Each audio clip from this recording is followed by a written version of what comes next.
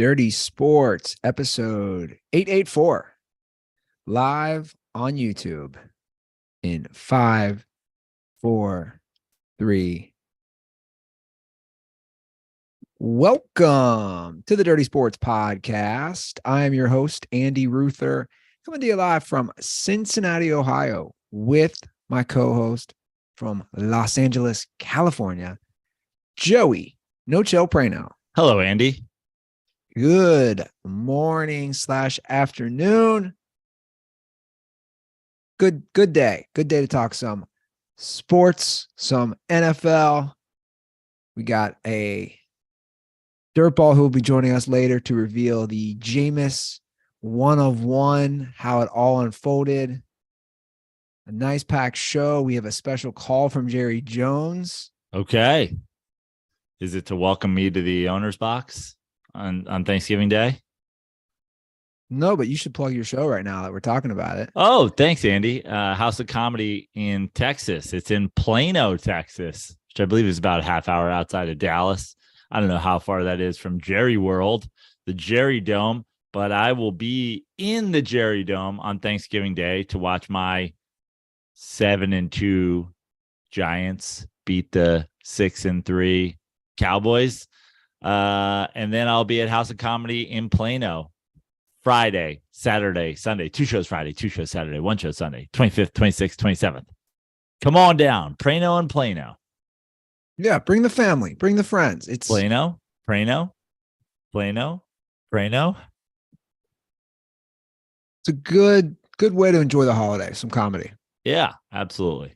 You'll be down in Plano. I'll be here. I'm gonna round up a lot of people to go see Lachlan Patterson at the Go Bananas in Cincinnati. Hell yeah. Is that Thanksgiving weekend as well? Yeah, I think I'm gonna go see him on my birthday, the 26th. Nice. Which, Great. by the way, my birthday was not this weekend. I posted a tweet. People got confused. I was just stoned saying, like, this is how I'm dressing at 40. I did not turn 40. I've been 40. You've been 40. You turned 41? Correct.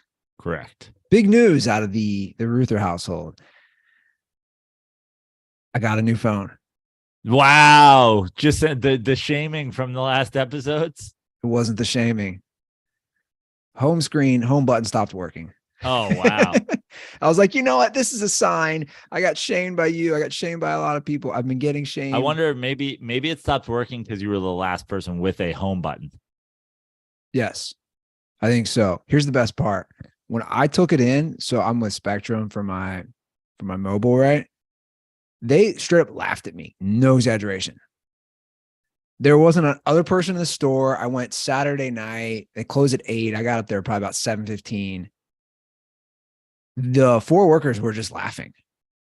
The guy goes, man, 6S.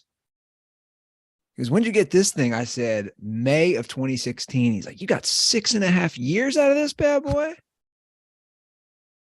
And then he just looked at me when everything was transferred. You know, that took probably like 45 minutes, an hour. I don't know. He said, your life is about to change. He goes, I don't think you realize what you're going from to now. And not going to lie. He's like, listen, bro, I don't know if you're ready for this, but you know what FaceTime is? It is wild. It's the future. It's like in Back to the Future where Marty's talking to his dad on the screen and they're seeing each other's faces. It's video calling. Honestly, could you FaceTime on a 6S? Yes. You could. The main thing I'm enjoying now is not having to plug it in every 10, 20 minutes to charge. Yeah, that's smart. It's good. That's literally probably the number one thing. Like, I got it Saturday evening. I didn't have to charge it till this morning. And when I got it, it was at like 50% and I didn't charge it. So yeah, I don't know. I've been in a very good mood. And again, why did I wait? But here's the best part. So you know how you get a rebate based on your phone? Mm-hmm. So it's automatically $100 rebate if you turn in anything. And the guy's like, we'll see what additionally you'll get. Take a guess what additionally I got. Negative $25. They actually only give you a $75 rebate. $8. So guess what, guys? I'm in the 21st century. You're no longer on a gas-powered phone. The pull start. No more Morse code for me. Yeah. Now I get quality videos. I should. Quality pictures. Yeah. I'm kind of like the person, it'd be like a caveman who just was defrosted, stuck in ice. That's kind of me with the phone now. It's pretty nice. Anyway, just wanted to make that announcement that big things are happening here. One thing at a time, Joe. One thing at a time. Let's talk a little football. Let's hop into this Cowboys Packers game we just alluded to. You being in Dallas for your shows the weekend of Thanksgiving. Hell of a game. You and I foresaw it would be a good game. We hit the money sign, hit the cash register sound. Ching. Hit that MIA fucking sample. Joey No Chill money line pick of the week for all the people in my DMs for the 1 to 6 point winners this week. We had a rough week for the 1 to 6 point winners, but we also had money line pick of the week. We saw this coming. Everybody saw this coming. Mike McCarthy. Like, what's the meme now on Twitter? Like the shaking hands thing. Like Mike McCarthy as the Packers head coach, Mike McCarthy as the Dallas Cowboys head coach, blowing games in Green Bay handshake. 100%, man. But I told you this before the show. I was texting with Tug Coker, Cowboy fan. Not putting the blame on McCarthy. That's fine. I don't care who you put the blame on. Like the bottom line is the Packer season was on the brink of being over. It had already drowned, and it had been dragged onto shore, and the Cowboys gave it mouth to mouth. Like it was dead. It saw the light. It had officially died. Heart had stopped beating. And then Mike McCarthy just put his mouth all over Aaron Rodgers' mouth and blew into it. Chest compressions. And now it is back alive. So you can blame whoever the fuck you want. I don't care. But did we all see this coming? A lot of us did. So what is the reason? Okay, if we're not blaming Mike McCarthy, and that's fine. You blame whoever you want. I don't really care. But if we're not blaming Mike McCarthy, how come we all saw this coming? Because the Cowboys colors don't translate to playing in Wisconsin. Because I don't remember us saying, Christian Watson was going to have a big game. I don't remember saying. I remember saying Mike McCarthy coming back to Green Bay. I think the Packers straight up win this game. Also, let's talk another thing. Whose fault is it when you're the first team in the history of the franchise to blow a 14-point fourth quarter lead? The quarterback, the running back, the defense, all the coaches, all the years, the fucking Jason Garrett's and the fucking, oh God, who else? The Barry Switzers, the Bum Phillips, all these people, none of them in the history of the fucking franchise have blown a 14-point lead in the fourth quarter. 195-0 when leading by 14 plus points in the fourth quarter. That's not a coaching blowing fourth quarter leads. That's not on coaches. Yeah, I mean, look, we agree. This, to me, this is on the coach. And when you have a game like that and you should win and you're the better team against, like you said, a team that's literally on life support. They've been read their last rites. They're ready to be put in the grave. And now, they have a faint heartbeat still because the NFC has so many teams that just have better records than the Packers. But his call to not punt / kick a field goal, to me, I just think that's an atrocious move. I don't understand. Tug was making the argument, our defense just gave up back-to-back long drives. We have to go for it. Because I was saying kick the field goal. My argument is the defense is the backbone of this Cowboys team. It's not the offense, it's the defense. Had they been struggling? Yes. My argument to kick a field goal would say this. You kick the field goal, you go up 3, you trust the best part of your team, which is your defense, for one stop. Also, you don't really have to stop them. You could even let them get a field goal and the game continues. Well, wouldn't the game be over then if the Packers got a field goal? If you go field goal. Oh, okay. Gotcha. Right? Yeah. Yeah, sure. You could miss, and then you'd be left in the same position you were in anyway. Yeah. No, for sure. You could punt there if you're so fucking worried. To me, I actually think that going for it on 4th and 4, it was 4th and 4, wasn't it? Correct. Something like that. 4th and 3, 4th and 4. Going from it 4th and 4, it might be. I probably don't punt in that situation. I probably don't. I don't know what the analytics say. I actually think the analytics said kick it. I believe that's what the analytics say in that situation is kick it. So the numbers say kick it, then go for it. I probably, just me, Joe Prano, the head coach, probably doesn't punt there. But I almost feel like it might even be a better option than going for it on 4th and 4. 4th and 2 is a different story. 4th and 1 is a different story. But 4th and 4 with a fucking also, can we a shitty play call?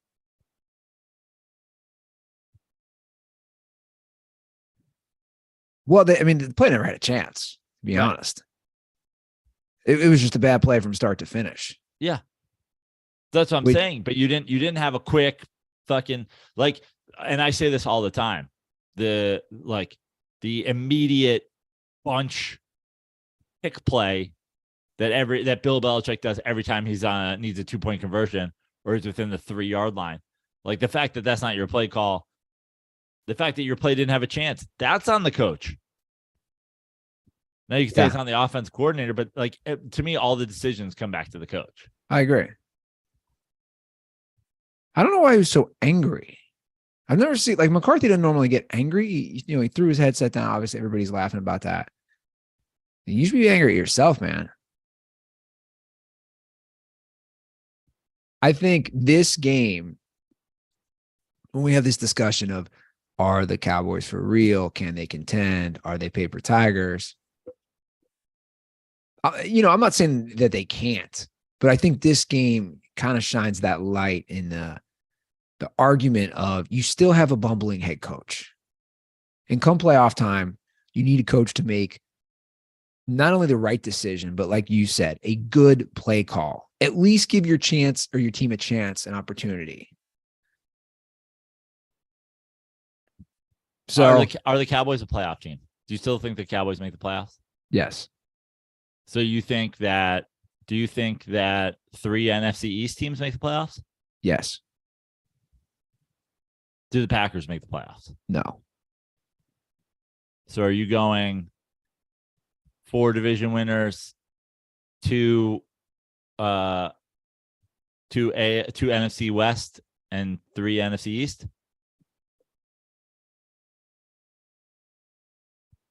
You think right Seattle, now, yes. Seattle and San Francisco make it? Yes. I just think if you look at the Packers schedule is pretty brutal, man. They're in a bad spot. They're still 2 games back of the Cowboys in the win-loss. But they need to reel off about 3 in a row, 3 or 4 in a row. Not including yesterday's game. I just think they're in a tough spot. Now, who knows? Maybe Rodgers found something, right? Yeah. But it's Titans next week and then Eagles. That's what I'm saying. Tough stretch, man. Where are those games? And then they get the Bears. Where are those games at? I think the Eagles are in Philly. I think they got to win both those games like they do. Because they're only 4-6 right now. Fun game to watch, though. Hell of a game. Yeah, Sunday Night Football in Philly, and next week they're home again. Fun game to watch. Yesterday was wild. That Bills-Vikings game could not have been I'm sure you've seen the memes as far as there's like the meme or Photoshop going around of Roger Goodell winning like the Academy Award for like best scripted series or I mean, that was insane. Absolutely. I've never seen anything like that.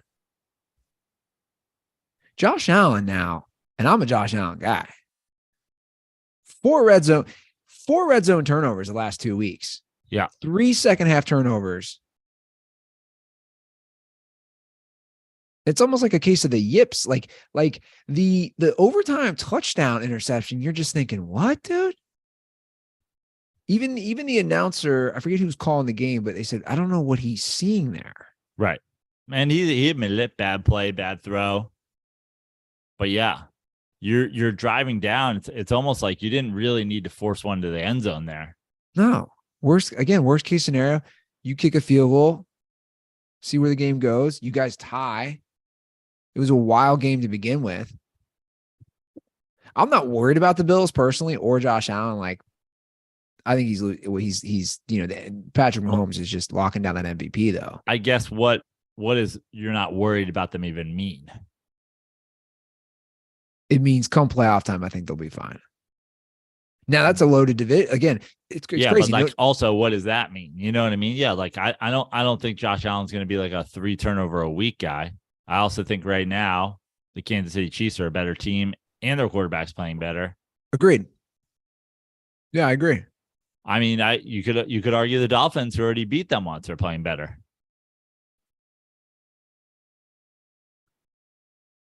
We'll see about the Dolphins. I don't know how I feel yet about the Dolphins. Well, the Dolphins are leading the AFC East. Sure. And the thing is, those teams are all just going to beat each other up, I think. I think the Bills will reel off a bunch of wins in a row. I think they have to. Love that Andy Ruther curse. About to come on strong. The Vikings fans are turned, Joe. They are turned. They're Dirty Sports Vikings fans, or you're just saying Vikings fans in general? Dirty Sports Vikings fans. The hotline was off. Wow. Going off. That's interesting. I didn't see that coming. I didn't see you guys lost a football game and then had the miracle in the Metrodome or whatever. Fucking the miracle in Buffalo, the buffoon in Buffalo play. Like the game's over. You lost. You lose. You lost it. Yeah, but to also be fair, they had 12, I'm sure you've seen this. They had 12 men on the field on that 4th down. Sure. But I mean, the game was over. It was a miracle loss. 100%. You lost. It was over. Let me ask you on that real quick. Because I even said it out loud. I was like, did you take a safety here? Because, it's on like the foot yard. Like, I was just wondering, what would you do if you're the coach? I would fucking snap the ball and just you could do anything. But first things first, have a fucking snap. Literally anything. Maybe they were taking a safety. We don't know. You can't fucking get a snap. That the miracle in the Meadowlands is essentially that play. Just like the game's over, all you have to do is successfully get a snap, and you don't get a snap. Now, listen, I am a Giants, and not that we had officially lost either of those Super Bowls, but I find it interesting for all the luck claims I've heard against my team over the years that you get the Jefferson catch and then a fumble inside a team's own end zone, and they're like, "That's it. We're the class of the NFL. We beat the odds-on favorite for the Super Bowl." That Jefferson catch, man, that's the best catch I've ever seen. I still have Odell over that. Well, you do because you're going to be biased. I think I still have Odell over that for 2 reasons. 1, he was interfered with, and 2, it was for a touchdown. Yeah, but what did you think? The announcer said this one had more on the line, fourth quarter. Sure, but then 4th down. So then more on the line, then we go Tyree, right? Hate to be biased again, but then that's the best catch ever, right? In terms of how much was at stake. I just don't know how he, to me, this, I don't know. I thought it was phenomenal. Talk about the best part of it was the other guy had 2 hands on it. He came away with it. I mean, it's crazy to think the the Jefferson Diggs, how they basically, how that all worked out with the trade and the drafting. Like, I've never seen a trade work out so great for both teams. Yeah. Like, in the history of myself watching the game. Let's get to some calls. Let's get to some Vikings fans. Can I say two things about the Vikings before we get to some calls? Because I think everybody knows my issue with the Vikings. Cool Sunday afternoon game. What happens if that game was played on a Sunday night? Where's fucking Kirk fucks his own cousins then? I want to make two statements about the Vikings game. First of all, unlike the Odell catch and unlike the David Tyree catch, it's a shit throw from Kirk Cousins that a receiver made one of the greatest single catches of all time to save a fucking overthrow. Second of all, on the final drive where they came down and Jefferson got a pass interference call, I don't remember. And I've said this before on the show. When did we get rid of uncatchable? Kirk Cousins threw a ball 13 yards out of bounds over the head, and they called pass interference on what was clearly an uncatchable ball. I don't care. Let me just say this before the calls play. I don't care about any of this stuff until Kirk Cousins beats anybody besides blatant pass interference call in the Superdome when Kyle Rudolph fucking shoved somebody in the back. Like, win a fucking playoff game. Your 8-1 means nothing to me. Okay, well, look, I was gonna start with like a more jovial, just happy Vikings fan. I'm all for that. I'm all for that. Let's go. Okay, give me a happy, because I'm happy for the Vikings too. Okay, good. We'll start off with a light call.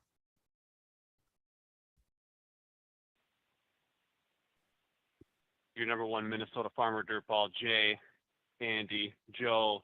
This is giving me vibes of the 2009 season when Brett Favre, we thought it was impossible to beat the 49ers. We were down and beaten, and he threw that Hail Mary to Greg Lewis or whatever his name was. We won the game. Do you think we're legit now? Hold on. Special appearance from my beer bong, Dwayne. Dwayne. That's an interesting beer bong name. Whoa. Turn down for never. Dwayne the Rock beer bong.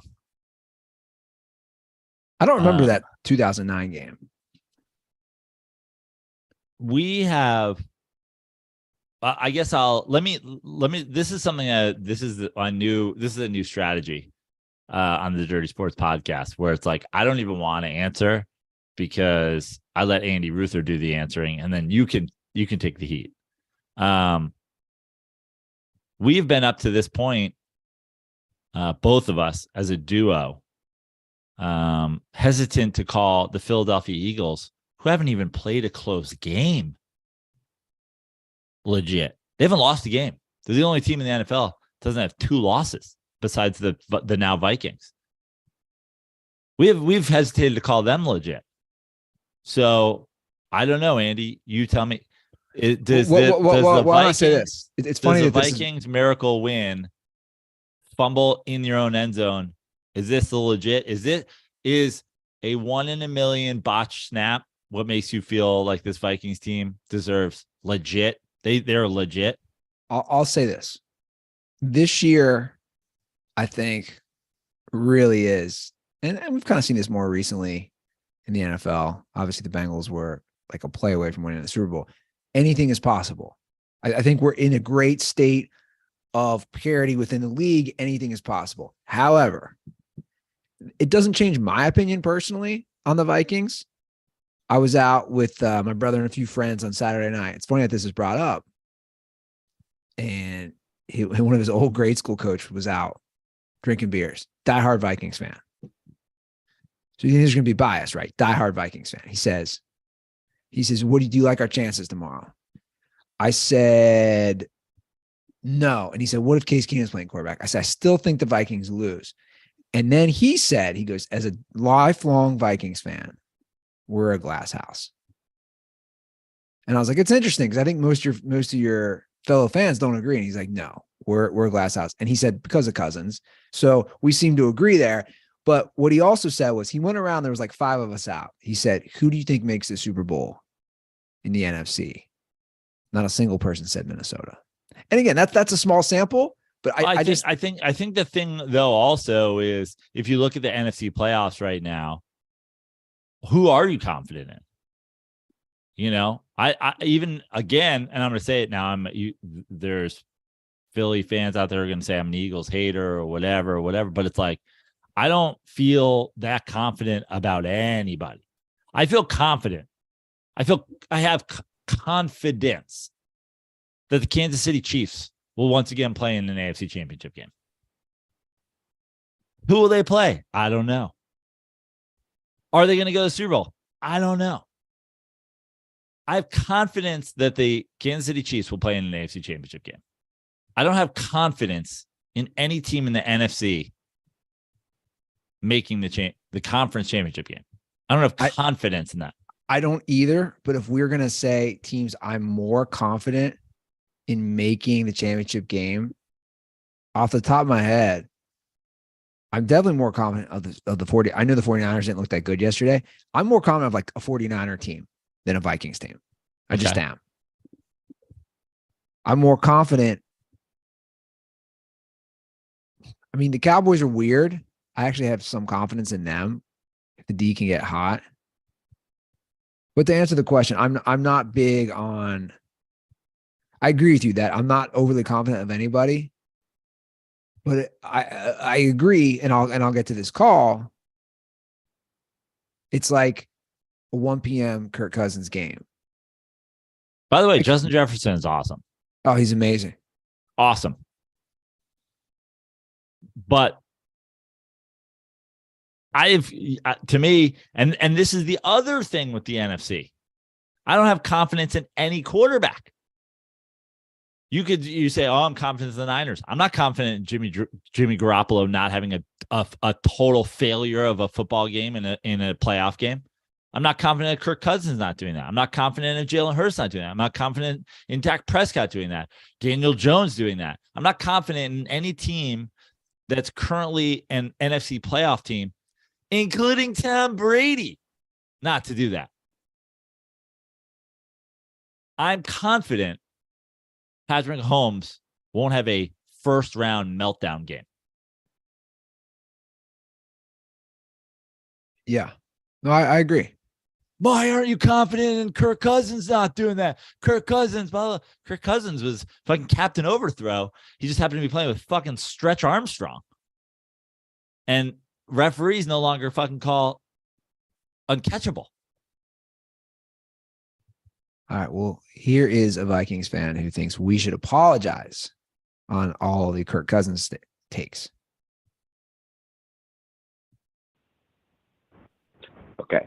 So we need apologies from Joe Prano. And I don't know if Andy has takes on Kirk Cousins, but probably need apologies from him too. Because what does Andy say every single week? The good teams win close games. They win them. Now, I understand Kirk probably wasn't the best in this game, but when he needed to be good, he was good. He made lights-out throws to Justin Jefferson, Adam Thielen, Hockenson, all those guys the whole second half and fourth quarter. He was clutch. And he's a top 10 quarterback. He's not the 11th, not the 12th, not the 13th. He's a top 10 quarterback in the NFL at this point. Let me know your thoughts, and I think he deserves some apologies from you guys. All right, peace. I'd like to formally apologize to Kirk Cousins. This is Joe Prano, one half of the co-host of the Dirty Sports Podcast. I have to admit, I didn't think Kirk Cousins had a 71.8 quarterback rating in him on a week fucking 10 game in the middle of the afternoon. I didn't see that. I got to say, I didn't think Kirk Cousins had better than a 69 quarterback rating in him for a random afternoon week 10 game. He threw one touchdown. He threw 2 picks. Hit a 71.8 quarterback rating. He threw a ball that literally no one in history caught. He threw an uncatchable ball that kind of got called for a pass interference. save him. The only reason he won the game is the other quarterback couldn't handle a snap in his own end zone. What the fuck are we talking about? I owe apologies to Kirk Cousins. I am the man who has stood on a soapbox for 5 years, trashing Russell Wilson, who made it to 2 Super Bowls. Kirk Cousins has won a single playoff game in his football career. He has as many playoff wins as Marcus Mariota. What the fuck are we talking about here? I'll apologize when Kirk Cousins appears in as many conference championship games as Case Keenum. That's when I'll apologize. Make as many NFC championship games as the QB of the Vikings as Case Keenum did. And then I will apologize. Now, I do say that good teams and clutch quarterbacks win close games. And I stand by that. But look, here's the deal. He made some nice throws when he had to. I agree. He also, as Joe keeps stating, which is true, made a pass that is one of the best catches of all. Like, we're debating whether this is one of the best catches of all time, at least that we've ever witnessed while watching games. So I think all that has to be factored in. Just like, again, a missed fumble. And this isn't making excuses. It's what it boils down to for me. It's playoff wins. Let me ask you this, Joe. Who are you more confident? All I'm asking you, right, is exactly what you're about to say. All I'm asking you right now, Andy, is you watched the game yesterday. You watched that game.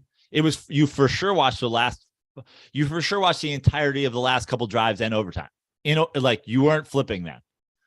The last couple drives, overtime, the end of the game. You watched the whole thing. You came away with that feeling. Andy Ruther, not the Dirty Sports Podcast resident Kirk Cousins hater, truther, just the other guy. Did you come away with the feeling like, man, you know what? Kirk Cousins might be the best quarterback in the NFC. No, nothing changed in my opinion at Kirk Cousins. This is what I was saying the other night. Again, I was out. We were talking so much football the other night when I was out Saturday night at a couple spots. And I stand by it. Like I said, my opinion right now of quarterbacks in the league, fourth quarter, keep my team. If there's a guy, the team's in the game, or they're hovering around winning, they're close. There's only a few quarterbacks at this point, based on how Brady and Rodgers are playing this year, that I'm like, they can win the game. It's Mahomes 1. I'd put Burrow right there under him. Like I said, I'm not sure about Brady Rodgers anymore. I still would probably put Brady Rodgers, but like, I don't put Cousins in that. I just don't. That's my opinion. I'm not putting Cousins in that. I'm not putting Herbert there yet. And I like Herbert. I would have thought I had Josh Allen there, but he's getting a little shaky lately. Nothing. This did not change my opinion. It just didn't. Did it change your opinion of Josh Allen? No, not ultimately, but he's got to get out of this funk. He's got to show me that he's not, this is reminiscent of like his first couple years of just reckless throws. But let's not forget, Patrick Mahomes went through a rough patch last year. Remember? Where you're like, whoa, what's going on here? Because he was so invincible. He had a rough patch. Like, ultimately, you got to win playoff games. And here's the thing. The Vikings are going to be a top 3 seed. Most likely. Yeah, right now, the Vikings will be a top 2 seed because the Giants or the Cowboys or whoever, you're going to be a top 4 seed if you're a division winner. Sure. So right now, they have a 2-game lead on even the other division winners, don't they? Yeah. So the point is they could have multiple home playoff games. So I think we live in such a quick reaction.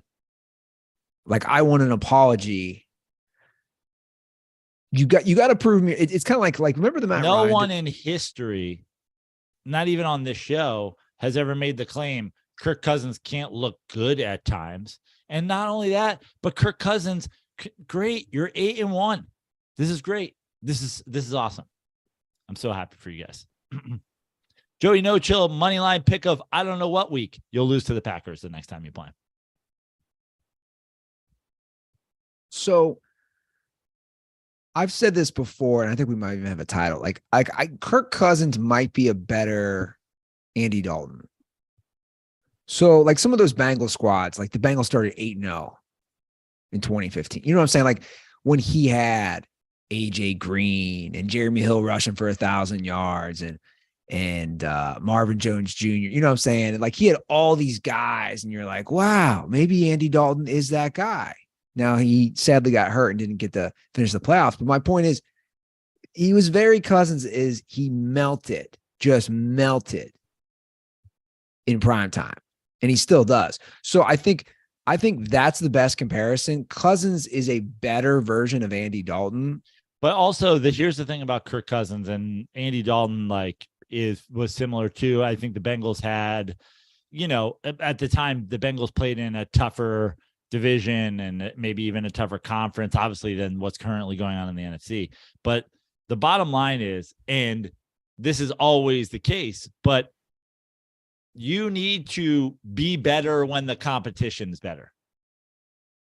I just came across the video of when we had Sean Merriman on. Remember when we did the great Eli Phillip Rivers debate with Sean Merriman? Yeah. And the argument that I made to Sean was, you can think whatever you want about Eli Manning, but he got statistically better against tougher teams in the playoffs. And Phillip Rivers got statistically worse. Kirk Cousins, just historically, look it up, against teams that rush the passer well, against teams that are good, is bad. Now, he beat the Buffalo Bills yesterday, who were, for a lot of this year, the odds-on favorite. That's great. That's fucking great. The Jets beat him 2 weeks ago. This isn't the playoffs. When Kirk Cousins shows up and plays well against tough competition for a couple weeks in a row, in December, in January, in the playoffs, I'll give him a fucking thing. But Kirk Cousins has been in the league 10 years. He's got a playoff win. Eli Manning has more Super Bowl MVPs than Kirk Cousins has fucking playoff wins. He has the same amount of playoff wins as Tim Tebow. You know what he reminds me of? I forget the technical name. And look at how good Kirk Cousins suddenly. Oh, he has one of the best receivers in football. Oh, Kirk Cousins has turned the corner. You know what he is? In school when you're learning like rocks and minerals, and there's the one that looks like, I forget what the title is, the technical name is. It looks like gold. They call it fool's gold. Mm-hmm. And that's what I think he is. Like, I still think he's fool's gold. Like, you get fooled by it. And for the record, like the top 10 discussion, I don't even really care about that anymore. To me, like top 10 is such a opinionated, like broad spectrum. Sure, Kirk Cousins might be a top 10 quarterback. Off the top of my head, I don't know. Thinking about it, like right now, he probably is. But that doesn't mean anything to me unless you win playoff games. When the best competition is out there, the best defenses are out there. I mean, think about that. Let me just say this. Come playoff time, you're looking at some really good defenses, some really good, like wreckers on the other side of the ball, right? You're looking at like a Bosa or a Micah Parsons. You're looking at guys that can literally wreck a game. The question is, how will Kirk Cousins hold up against those type of players?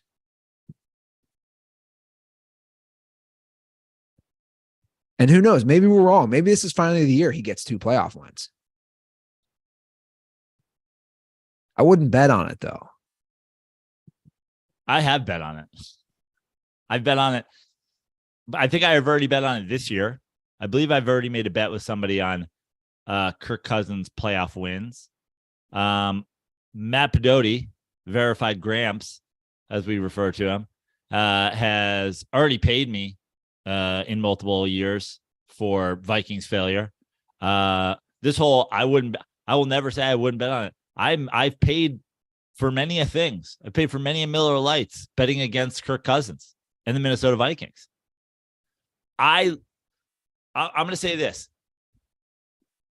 The Philadelphia Eagles, I have a soulful reason to hate. I hate Philly. I hate their fan base. I hate their franchise. I am still not really sold on the, like, I'm not like, oh, the 8-0 Eagles are going to the Super Bowl. I'm not really sold on them. I'll say this, and I've said it 1,000 times on this show. I have no reason to hate Kirk Cousins whatsoever. The reason I have always been anti Kirk Cousins is the Vikings were right there. The Vikings got to an NFC Championship game with a backup QB. They were right there. They were on the verge with Case Keenum. And they had that opportunity that so many teams have had. Look at Tampa Bay with Brady. Look at the LA Rams with Stafford. When you're that close, you go, we just might literally be the quarterback away. And then I was like, the Vikings are a quarterback away. And then the Vikings went out and got Kirk Cousins. I was like, not that quarterback. Not that quarterback. That's not the quarterback. What are you doing? This is not the move. You're right there. The Colts are right there. Luck leaves. They go Jacoby Brissoli. What are you guys doing? You're right there. You're right there. What did I say before the fucking trade deadline? I said the 49ers should do whatever they can to get Aaron Rodgers right now. The Niners have been right there for how fucking long? You're right there. And your move is we're going to go get Kirk Cousins? Oh, dude, he wanted to win week 10. Beat the Bills. Week 10, man. What are we talking about? I guess my question for any Vikings fan would be this. When you've had a guy who's been in the league as long as Cousins, do you really think, and based on history, I don't have that in front of me, I'd be curious to look at it. Do you think suddenly it's just going to click and you're going to start winning playoff games in year 10? Do you know what I'm saying? Like if you really think about it, Vikings fans. And my answer to you as a non-Vikings fan is maybe their team is this good this year that they win some playoff games. Maybe the NFC maybe we have a simultaneous NFC is down. No clear-cut quarterback in the NFC. That's on a great team. That's on a great team. There are arguably not even a great team in the NFC. No clear-cut quarterback advantage. Maybe no clear-cut coaching advantage. There's not a team that's in the NFC playoff picture right now that I go coach and quarterback. I'll take them over everybody. Okay, so maybe this is the year that the Vikings win a couple playoff games. Maybe it is. Also, you would get your fucking shit pushed in the Super Bowl by whoever got there. 2 weeks to prepare. Get fucked. Even if you made it, you're not going to win it. Any given Sunday, except that Sunday, the Vikings aren't a Super Bowl contender. You know what this is giving me shades of? Here's a recent comparison. Let's see if you like this. When I see this Vikings team and I see how Cousins is playing, it's giving me Dak Prescott take paper tiger vibes from just the last 5 years. It's giving me 2015 Arizona Cardinal vibes. So as a reminder, that Cardinal squad in 2015 went 13-3. Palmer looked great. I'm pulling it up now. Great season. He threw for over 4,600 yards. He had why it's giving me those vibes? He had 35 touchdowns. My point is, and they won a couple playoff games. Or no, they won one. You know why it's giving me those vibes? Because we got phone calls that year from Jacob Faith. We got phone calls that year from number 1 ranked Arizona DirtBall Patrick Sullivan. We got the Joey, no, chill. It's time. You got to give Carson Palmer his props. He may be an MVP candidate. All this Carson Palmer's got a fucking choker. You're not going to give us any props? You're not going to give any props? We're just running away with the AFC West, the NFC West. You're not going to give us anything? And I was like, maybe if he shows something. What did he do in that playoff game against Carolina Panthers that they skipped over on Carson Palmer Football Life, that they didn't even mention? They cut it out on the cutting room floor. Carolina Panthers, Arizona Cardinals, 2015 playoffs. Go. 4 picks. And 2 lost fumbles. Yeah, forgot about that. 6 turnovers. Turned the ball over 6 times. And he finished. I've definitely said Kirk Cousins is Carson Palmer on this show. That might be the more apt comparison than Andy Dalton. And guess how many career playoff wins Carson Palmer finished with? 2. 1. I mean, they're very similar. They're like, it's eerie how similar they are. Like when you compare these guys, and I'm pulling it up, it's eerily similar. Vikings fans, you'll remember this one very well. Wow. Do you want to hear how similar they are? Yeah. Listen to this. If you go per game, Cousins, 260 yards passing per game. Palmer, 254. Touchdowns per game. Cousins, 1.8. Palmer, 1.6. Sacks, both 1.9.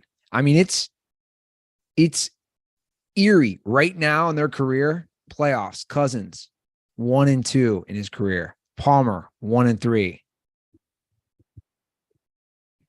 I mean, look, I'm not saying he's Carson Palmer. He's Carson Palmer, though. What was that phrase? Somebody clip that one. I'm not saying he's Carson Palmer. He's Carson Palmer. It makes no sense. I know. I'm just saying. And like that year, let's not forget, they won a playoff game, right? They won a game. And then did they have a bye? They might have had a bye. They did have a bye. Yeah. They were the number 2 seed. Yeah. Carolina went 15-1. The Cardinals went 13-3. That's all I'm saying. This is giving me vibes of Minnesota wins a playoff game. Now they wouldn't have a bye this year unless they were the 1 seed, which is still 100% in play for them. I don't know, man. Good defense. That's what happened to Palmer, right? Remember how loaded that Carolina defense was? Look who you're talking to. Do I remember the Carson Palmer? Do I remember the time when I had to have the same conversation and have Arizona fans demanding apologies from me in week 10 and week 11 and on the playoffs and after they won the first playoff game? Do I remember it? Yeah, I remember it. Well, let's do one more. Joey No Chill from Scottsdale. You should suck my dick. It's funny. Carson Palmer's a fucking MVP candidate. We literally have a call basically saying that right now. I'm going to play it real quick. It's an attempt at singing us to suck their dick, which not a good voice, but we'll play it. I wish I could do like Bumble or Tinder for dirtballs. Like, I wish I could get like whoever's about to call on the phone with like Patrick Sullivan and be like, tell him how this went for you. Here's Jacob Faith. Talk to Jacob Faith about when he spent $700 on a signed replica Carson Palmer jersey and he had them put the MVP patch on the shoulder. Ask him if he thought that was a good investment. You guys talk to each other before you talk to me.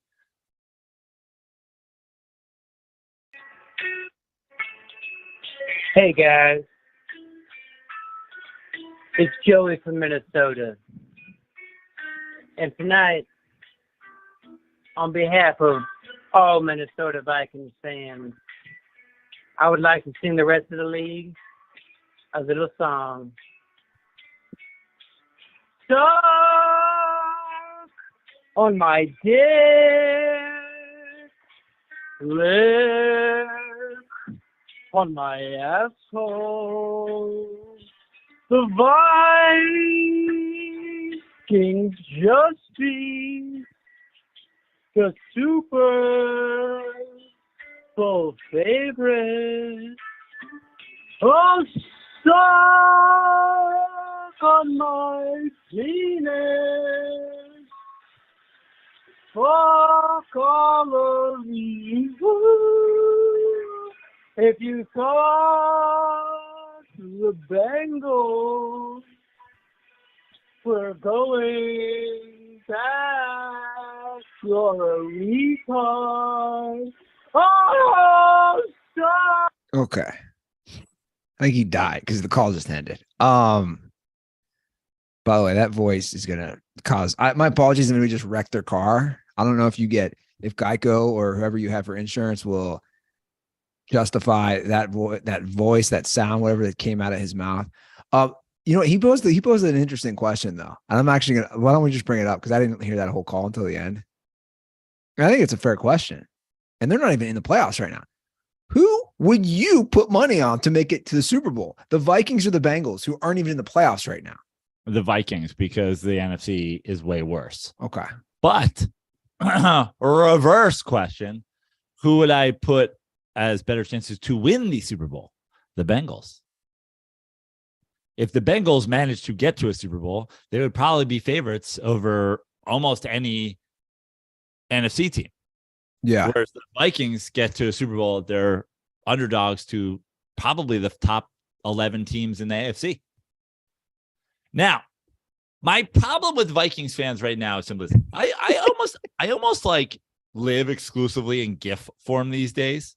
Like I text GIFs, I reply to messages on GIFs, I reply to DMs with GIFs. My Instagram stories are basically GIFs. Like I'm just a GIF guy. To me, the problem with the Vikings fans right now are they're dancing Lisa Simpson. Yes. Right? And they should be, we almost died Denzel Washington. They should be, we survived with the fumble in the end zone. They should be relieved Denzel. Why are they not relieved Denzel? Why are they dancing Lisa Simpson? I don't understand. They were down. So here's the thing. I understand the elation, the happiness, come from behind win. You're down 2 touchdowns, but you were outplayed most of that game. Now, it doesn't really matter. It matters who wins. I'm a little surprised the cockiness. There's a little bravado from our Vikings fans. I mean, this is setting up some great content for us. Hey, it's all out there. Will the Vikings go far in the playoffs? I say no. You say no. You normally have to have a really good quarterback. And that's what I'm saying. This is why the NFC East, the NFC as a whole is wide open this year. It's wide open. But here's the difference between me and Vikings fans. The Giants are 7-2.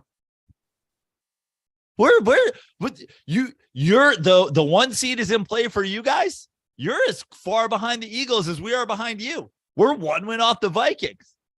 We're 1 win off the fucking Vikings. We beat the 1 seed in the AFC to start the season. We beat Aaron Rodgers, 2-time defending MVP in London. And I'm like, Daniel Jones is a question mark. He had a 152 quarterback rating yesterday. He didn't throw a pick or have to be saved with magical catches. I'm not confident in him whatsoever. What are we talking about here? How could I be? There's absolutely no resume for me to have confidence in Daniel Jones. There's absolutely no resume for Kirk Cousins to have confidence in Kirk Cousins. What are we talking about here?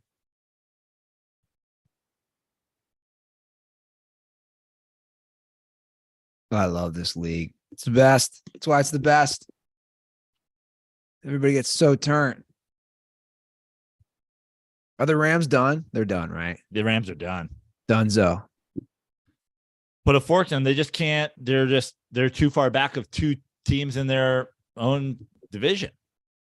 And the way the NFC East is setting up, yeah, there's going to be some beating up. The Eagles and the Giants and the Cowboys are going to still get into each other's hair, and the Commanders. But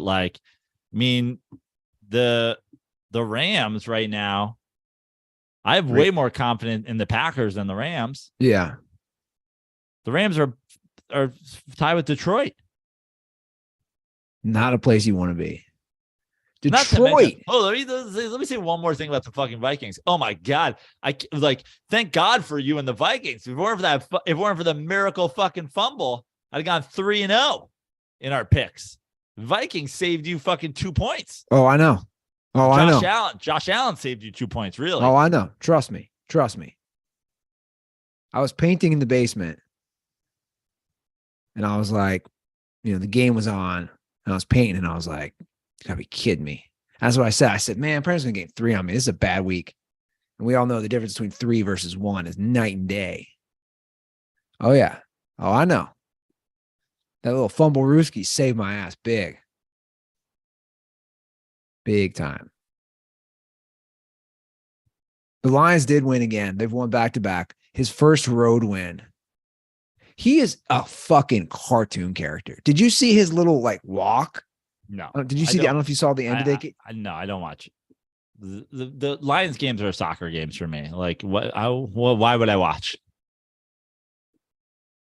I don't know. I do. I put them on. I watch some of them, but I just, it's like when the Giants are on, I'm watching the Giants, and then at commercials I go to Red Zone. You know what the problem is right now for the Lions and for Lions fans. And the smart ones see this. The dumb ones don't. The problem is, one, you should be losing every game to get a new quarterback. And that's tied to the other problem is that Goff is like coming from behind in these games. And they're getting this false hope that Jared Goff is better than he is. Goff ain't your guy. Lions fans, if you think Goff's the guy, ask what happened in LA when they got rid of him. They instantly won a Super Bowl. Goff ain't that guy. You know that video? You ain't that guy. You ain't that guy, bro. You ain't that guy. Like from a supermarket? Yeah. You know what I'm talking about? Not that guy, pal. You know that guy, pal? Yeah. Goff ain't that guy. So while you're being happy, like your happiness of winning, if you want to play the long term, it's not good because now the organization, because they're so inept at saying, hey, maybe Goff is our long-term answer. He's not. If Sean McVay couldn't get a Super Bowl out of him, gym teacher During Dan Walmart's Black Friday God deals for days, every Shut Monday the is a fuck huge up, you deal. dumb bitch. Get a Sorry. That's what you got to look at when we talk about all this stuff, right? It's like the Rams were right there. They went to a Super Bowl.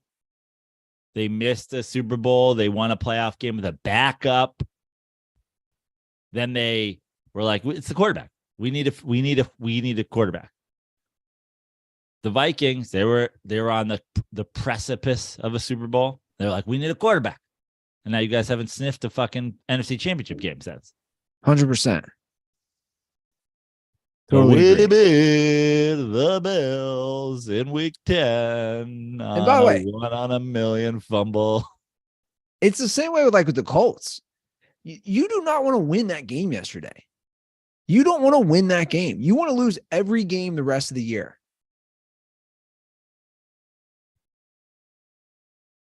I think they're pissed they won. The Colts? I think the owner is. You don't want to win.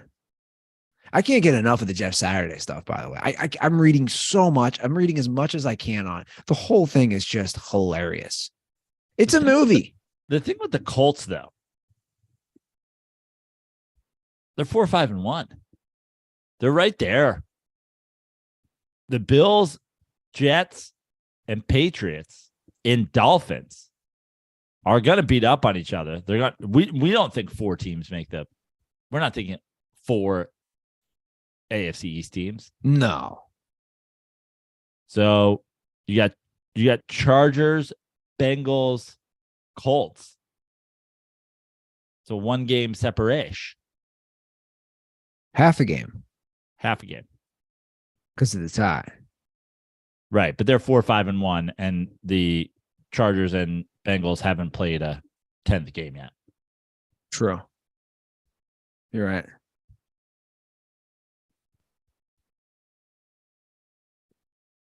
By the way, I had a very heated discussion over the weekend with, I think, the #1 Zach Taylor fan. Who is the number one Zach Taylor fan? My brother's buddy. And You it's love Zach obvious. Taylor? It's obvious that he has a personal connection with him.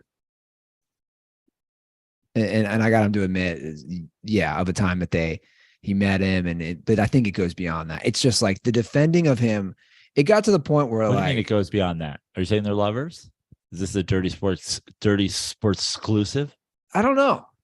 I don't think so, but who knows?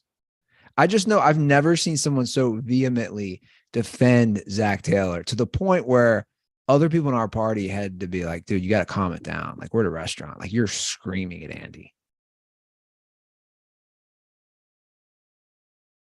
And the irony is his name is Andy also. So it was like Andy versus Andy. Randy. Dude, it's wild. But like, you should get him to the January 2nd Bengals Bills games. Andy, Randy. That would be nice. Jebediah. Doesn't fit as smoothly in there, does it? We're in for a fun second half of the season. Let me get to this call real quick from Jerry Jones. Apparently has some insider info on Dan Snyder. Snyder. Yeah, 310-359-8365. That's the hotline. Hey, it's Dan Snyder. Listen. Oh, sorry. I'm sorry. I reversed it. I've been wrong all along. It's Dan Snyder calling about Jerry Jones. Okay. I've been wrong. My apologies. Take me out. I got to let this out before anybody knows. All right? Jerry Jones has a thing for little girls' feet, but not attached to their body. He likes their feet detached, and he has them in shoe boxes in alphabetical order from every third world country in the world, like A, Albania, B, Bosnia, C, Croatia, D, Detroit. Yeah, real fucked up, man. So I need you to get this out there before they silence me. Fucking Dan Snyder of the Redskins. Fucking MAGA and shit. All right, bro. Guys, stay fucking dirty. Did he just refer to Detroit as a third world country? Did you catch that? Yeah. So much here. First of all, because I had an idea of what was going to play in my ears because you said it was Jerry Jones, so I figured we'd have like a Yosemite Sam, like bam bam, I like my McGriddles with extra salt, and then that came in and that was like, wait, Dan Snyder, is this guy confused Dan Snyder with Dan Campbell? How come he cares like Dan Snyder? Yeah, look at there, yeah, he's got feet in a shoebox. It's the shoes. Oh, wait. If that was true, I wouldn't even be surprised. Jerry Jones' shoes. The shoes specially designed for Jones. You know what I'm saying? Shoes. Like, if that was true, I wouldn't even be surprised. Yeah. The Justin Herbert hit last night. So he's just destroyed, right? Like, his head is turned. What I loved was they take him out of the game and they say he's evaluated. And the cameras follow. He just stood on the sideline. Like, did you watch all that? Yeah. They say he's evaluated. And by the way, again, guys, I don't care. I love football. I'm not one to preach here. I'm just saying the whole thing is it's comedy to me. It's funny. He's being evaluated. And then that interview with Brandon Staley saying he's okay. You're like, dude, it's Tua. We saw this. Yeah. I mean, Justin Herbert, to be fair, didn't collapse while leaving the field. I agree. But the point is, it's just funny to me that then the refs met and they're like, okay. By the way, is there anybody who has a better job in the whole world than Chase Daniel, who literally sits under in a tanning booth on the sideline? They're like, he's in the blue tent. Yeah, in a fucking tanning booth, literally getting a suntan while his game is being played. And then they go, Justin took a hit, and he goes, all right, here's what we're going to do. He's got to be out 3 plays. I'm going to come in. I'm going to throw one off the back of one of our offensive linemen. Boom. That's one play. Second play, I'm going to take a sack. It's going to look like it's going to hurt, but it's not because I haven't gotten hit for 14, 15 games. All right. Third one, I'm gonna take a snap. Just stop. sail it. I'm gonna drop back 3 steps. I'm gonna throw it out of bounds. Look at this. We live to fight another day. I'm not gonna. There's not even gonna be a chance I turn the ball over. I'm gonna go set, hike, throw it into the stands. That'll be $12 million. I prefer cash, but if you want to pay me in check or Venmo, that's fine too. I'm gonna get a tan. Have you seen somebody more like, oh shit, I gotta go in the game? Yeah. Oh, I swear he goes in. He's like, it's John. He does the Joe Montana. Look in the stands there. Look at that is. And they're like, why are you pointing out some guy in the stands? He's like, it's not John Candy because he's dead, but it looks like him. They're like, are you doing the Joe Montana thing? He's like, that's right. And we're gonna go no huddle. First play, throwing it off the guard's helmet. Second play, taking a sack. I'm not even going to make you guys feel like it was your fault because it's not going to be your fault. I'm going to hold the ball until I get sacked. Third play, I'm going to fucking chuck it into the mezzanine. We're going to punt. We're going to get Justin back in this game, man. He's got to be fine by then. All right. Anyway, my Venmo handle's on my fucking helmet. it's unbelievable. It just says @Chase-Daniel on the back of his jersey. That was unbelievable. It really was. Okay, I'm gonna do a rapid fire game real quick. I'm gonna say contender or pretender, and this is to make a Super Bowl. Okay, To make a Super Bowl. not win, just to make Okay. a Super Bowl. Not win. But basically, if you make the Super Bowl, you are a contender because obviously you're one game away from winning. So we'll just say Super Bowl. Okay. Miami Dolphins, Contender. Tennessee Titans, Pretender. Baltimore Ravens, Pretender. Cincinnati Bengals, Sorry, Justin. Randy. Pretender. Minnesota Vikings, Contender. Seattle Seahawks, Pretender. New York Giants, Borderline, but pretender. Dallas Cowboys, Pretender. San Francisco 49ers. Sadly, contender. The other side of the borderline with the Giants. Interesting. Okay. We seem to agree on most of those. Again, different question for me if it's win the Super Bowl, obviously, but just because I think for the first, this harkens back to the days. You remember we went through a run like 80s to like 2000. So we're like, you got in the Super Bowl. You're like, no one thinks you're winning. That was a fun run at Atlanta Falcons, but you're about to get your shit pushed in. Like, oh, look at the San Diego Chargers with fucking whoever. Like, you're going to lose by 50. Sure. I mean, even like think of all those games that we had where like no one gave any of those teams a chance. It's a different game now. It's a different game now, but there's not 3 teams in the NFC that I give a shot to win unless there was some sort of magical AFC run where somebody sneaks in, you know? Could the Vikings beat the Dolphins in a Super Bowl? Sure. Do I think that the Chiefs with 2 weeks off, with a week off, the way you get in the Super Bowl, beat the Vikings by 51 points? Yeah, I do. Yeah. No, I feel you. I think it's just going to be tough because it always comes back to what you say, and I couldn't agree more, of the quarterback.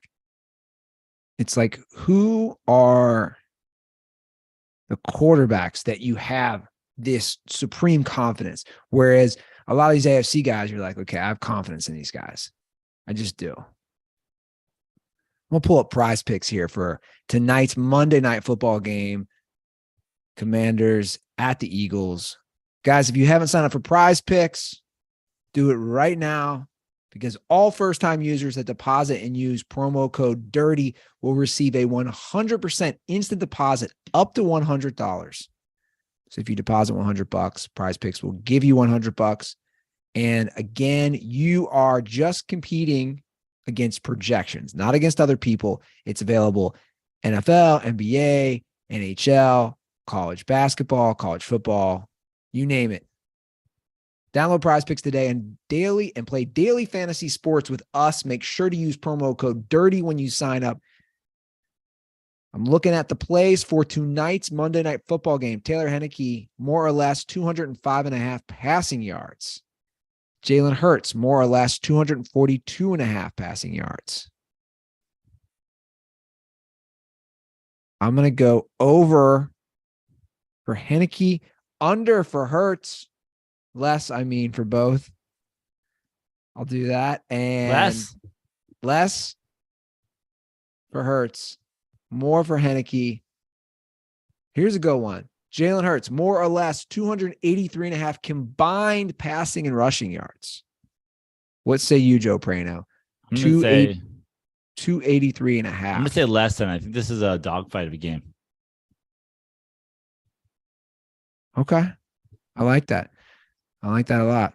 So once again, go ahead and download Prize Picks today. Okay. We have someone about to join us who has been a longtime dirtball.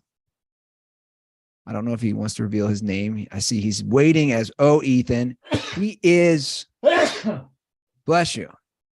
Thanks.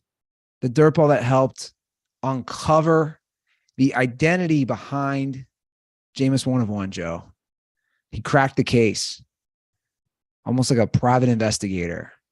And we've put this off for a while. We had some issues the last few weeks, but we're finally going to get the full scoop for everybody to hear how we figured out that Jameis 1 of 1 is Ethan. So I want to bring Kyle onto the show. We'll just go by Kyle today. I see he has he's gone already. He's gone. Oh, Kyle. Not sure what happened there, but looks like he had some Randy Ruther camera and technical difficulties. Remember when Randy couldn't get his camera straight? All right, we're going to try this again.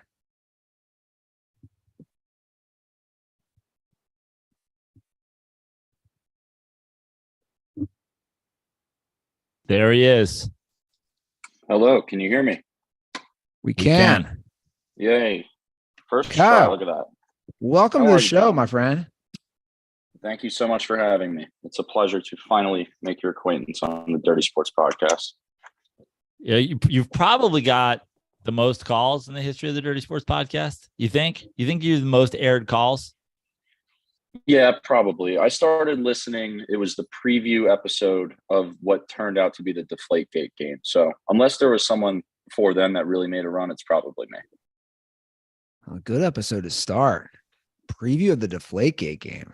Now, Kyle, before we jump into this, I want to remind the Dirtballs, you have a personal bet, and this is a pretty wild bet, with Joe about your New York Jets. I have no idea where we stand, so I can't wait for the update on this. Yeah. So I do know where we stand. So this was a 10-year bet, and this came not right after the Ryan Fitzpatrick Jets season where we went 10-6 and missed the playoffs due to a meltdown in Buffalo. It was after the 2016 season. So we had the 17, 18, 19, 20, 21. We're in year 6 of this bet. And the bet is, well, they actually changed the rules of the NFL schedule during the bet. So we had to redo it. So it was just a quarterback had to win 10 games with the New York Jets, and I would win the bet.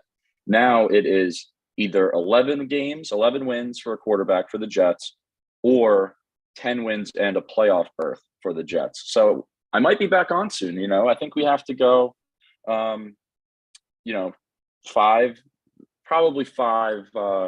3 the rest of the way to make that a win for me. And then I would be able to come back on the podcast. Now, Joe would have hold to on. Me. Has Zach Wilson won all these games? No, because Flacco won 1, so we need 11 wins. Okay. Yeah, he's won 5, right? Yeah, correct. So if you lose the bet, you have to get a tattoo. Yeah. So when you guys were still in LA, I was going to be flown out and brought on the show for an episode. Now that this is obviously a Zoom podcast, Joe would have to pay me the money of a round trip flight, and I'd come on the Zoom for an episode. If I lose, I have to get a Ryan Fitzpatrick tattoo of him as like a wizard, as Fitzmagic. It's on my body, and I have to drink 80 ounces of black Dunkin' Donuts coffee in a day because I don't drink coffee. I think we had I think I called coffee childish or something. And Joe took offense to that. So I'm more worried about that. I already have a bunch of stupid tattoos. Wait a second. I mean, Joe, I think Kyle has the wrong end of this deal. He's got to do the coffee and the tattoo. Like, how? Well, first of all, I'm fine with it. Coffee is like, I drink 80 ounces of coffee a day as is. And also he already has shitty tattoos. Okay. I'm fine with it. So how many more years do you have on this bet? This is year 6. This is the 6th year. So, God damn. It's funny how quickly that time flies. You have a good chance. Like this year, I mean, it'll be tough. But you got to hope that D keeps playing, man. I think, you have a shot. Yeah, we definitely have a shot. It's the first year of this bet that it's even been a thought, which is nice to have that. But I'm certainly not, counting my my chickens before they hatch here. It's 5-3. So we have a tough schedule. It's weird. We've been so bad and we have a really hard schedule. So, like, as a Jets fan, are you just like, what's your thought process going into every season? My thought process going into most seasons since that 2015 year has been, I just want to see the players playing well. If I want to see a quarterback show some potential, and like the guys like Breece Hall, and you guys haven't even mentioned Barrett Tucker, are really our only offensive lineman that was a starter going into the season, was also injured in that game in Denver. So those 2 injuries were really a bummer. But seeing guys like Michael Carter and Garrett Wilson perform is nice. Obviously now I want the results, but at the beginning of the year, I just wanted to see them play well. Like that comeback in the Browns game, if we ended up losing that game, they almost got back in the field goal range. I still would have left that game feeling pretty happy with the performance. Yeah, I think it's good. Like, I love that's gonna be a fun division to watch. Now let's get to the main thing here, Kyle. Let's get to the main thing. You cracked the case on Jameis 1 of 1, and it's pretty wild. You've kept Joe and I in the loop through text how it all kind of played out. But to be perfectly honest, I don't even know if I'm fully aware of how this all played out. So you are the guy who revealed to us who Jameis 1 of 1 is. We know everything about him. Like, I've made that clear. We know who he's married to. We know where he lives. We know where he works. We know he had a GoFundMe for his dog. Like, we know it all, which is hilarious because he's acting like we don't, even though he knows we do. How did we get there from your vantage point? Yeah, it certainly was a lot of twists and turns. And we have the text history going back to when we were like just barely thought we knew, and then really confirming it and finally having some smoking guns. So I saw the TikTok that Prano's sister's friend. I'm sorry, I forget her name on TikTok. Prano, if you want to remind me. She's let a bish know, I think, on TikTok. Yes. So I saw Erica. that one. Erica, perfect. So also from New Jersey, I believe. We are a scummy bunch, aren't we? Yeah. Yeah. So I saw her TikTok of finding this Poshmark account, which the username was Jameis 1 of 1. And she was starting to go into the Jason Light direction, which it was fun, but I never really bought into that. And I've been keeping track of the Jameis 1 of 1 saga since the beginning. So I decided to go to take a look. I made a Poshmark account. I went to this Jameis 1 of 1 page and I was just poking around. He was selling size 40 waist suits and things like that, normal things that we all definitely have. So real quick, Kyle, if I can hop in here, because I didn't know what this was. So Poshmark is a website where you sell used clothes. Like Andy. Yeah, Boomer Andy has to tell our all millennial listeners what Poshmark is. And also, Andy, tell us about the features of the new iPhone 14. Okay. Anyway, I just want to clarify. There's 2 cameras, 2 camera lenses. How does that work? I only get 1 picture. Why don't I get 2 pictures? Okay. And he's like, tell me what this app is. What is this app that you're talking about? So now you guys, so you start snap facing him on Poshmark, right? Yeah. So I find Poshmark. You can sell essentially anything. It's one of the many used shit that you have laying around your house. You just put it on there. So she posted this TikTok, and then I took a look. You're selling suits essentially. That's really all it was. And in the background of some of the pictures that she pointed out, there were like the books of football cards, the classic books that we would have baseball cards in as kids. And on some luggage, she saw Tampa. So I was taking a poke around and I saw on the bottom of his account, it said @Jameis 1 of 1. And then it said his full name, Ethan, and his last name. So I was like, oh, okay, this might be something here. So I went to a website that I use that I've introduced you guys to that's pretty eerie, that you just put in someone's full name and the city and state that they live in, and it will come back with results, and it will show their address, their age, potential phone numbers, relatives, all kinds of stuff. That I've used this for years, and it's free on the internet. This isn't like dark web stuff. Andy, I don't know if you know what that is, but that's for another episode. The dark web's like Black Twitter, but for Google searches. Essentially. So I find an address on this website, and what I have to do at this point is bring this address and connect it to this Poshmark account, and then connect it to this Ethan. And then once I've confirmed that, then we have to worry about connecting it to the Jameis 1 of 1 Twitter account. So my first step, once I have this address, is I go to Zillow. I put in the address and it comes up, and I was able to match the inside of the house on the Zillow pictures to the backgrounds on the Poshmark pictures. So like the closets, very specific things within the pictures, like the trim on the doors and where the closets are compared to doorways. So I know I have the address of this Poshmark account. So now I want to find Ethan. I, of course, go right to Facebook first. I put in Ethan's full name. I'm not getting anything. I'm not getting Ethan and this, in Tampa, nothing. So I go to LinkedIn, and on LinkedIn, I find an Ethan with the same last name in Tampa pretty much immediately. And his occupation would indicate someone who would sell suits. He's a lawyer. I'll just say, I don't care. He's a lawyer. Yeah, there you go. So he's a lawyer. Which, by the way, if I can hop in here, is now, is he a lawyer or does he work for a law firm? He's an in-house lawyer. Yeah. Allegedly. So I don't trust any on his LinkedIn. Yeah. So LinkedIn, obviously there's no pictures of like him outside his house. So I have to find a Facebook and Instagram something. And obviously he's on social media due to Jameis 1 of 1, as I'm kind of deducing here that this is him.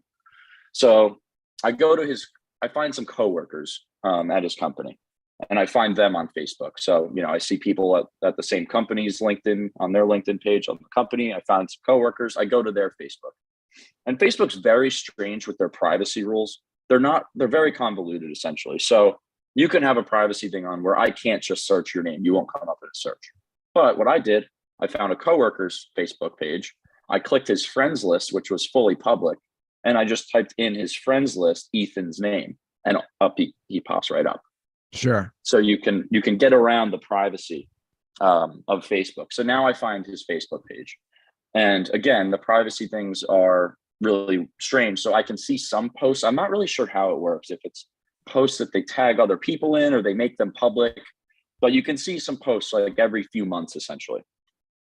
So I find his, through his pictures, I don't see anything in the house. I find his wife's Facebook page. I find pictures in front of the house. It's the same house. So I've now connected the Poshmark account to this house, to this person, to Ethan. And there was some other really interesting stuff on the Facebook page. There was one of, it was, a post for a friend who passed away. It was a video, and the caption said, oh, rest in peace to my friend. He was always wearing his TB12 hat, and we always debated. We always had such good debates. We could never hang out without debating about things. And I read that, and I'm like, this was 3 months after Brady joined the Bucs, by the way. I think that was like early 2020. This was summer of 2020. I'm like, who in their right mind in their memorial post to their friend would be talking about their TB12 hat and debating them? So that was just really strange.